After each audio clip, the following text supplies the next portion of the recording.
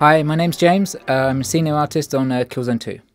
Hi, my name is Eric Boltjes. I'm a senior game designer for Guerrilla Games, specifically for the online, the multiplayer basically. And what you're looking at now is an internal Sony trailer we made back in 2006.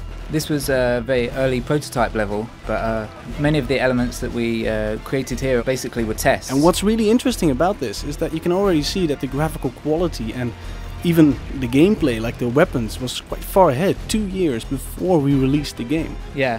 We really wanted to test the basics of the gameplay, so the walk speeds, the weapon speeds, the reload speeds, as early as possible, so we had enough time to test and tweak that before we got into the more detailed features like badges and character classes and all that. In the background you see many of the buildings, part of the urban makeup of Helgen. This was all handmade geometry, basically like old school production of games.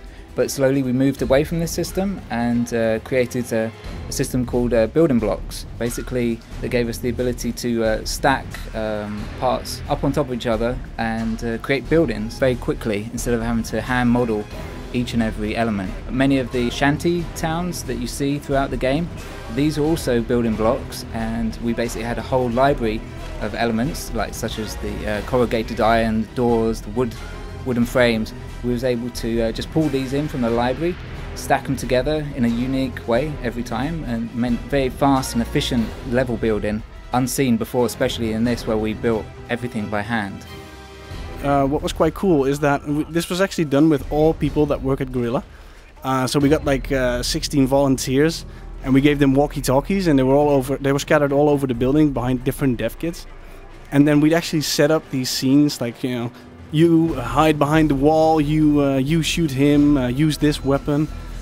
So it was all choreographed using walkie-talkies, which got some really funny incidents as well, where people would be jumping on top of each other while we were doing a take, and they would ruin the whole scene. One thing that remained consistent was the props. Many of the light fixtures, barricades that you see in this video still remain in Killzone 2 all the way through all the levels. They are just hand modelled just as normal, but with many complex shaders now applied to them. And you'll notice that all the characters you see, especially like on the different factions, they have the same character model. So all the ISA are the same and all the Helghast are the same. And this was because the whole badge system at this point wasn't in the game just yet. So yeah, it just shows like how early the game was playable and how far along it was even back then.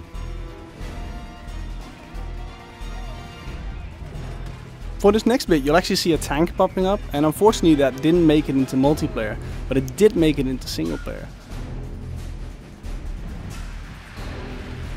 And you know, you might actually see it coming back in the near future, but we can't make any promises yet. So that's it for me, and signing off. Check in again next week for another IGN Developer Diary.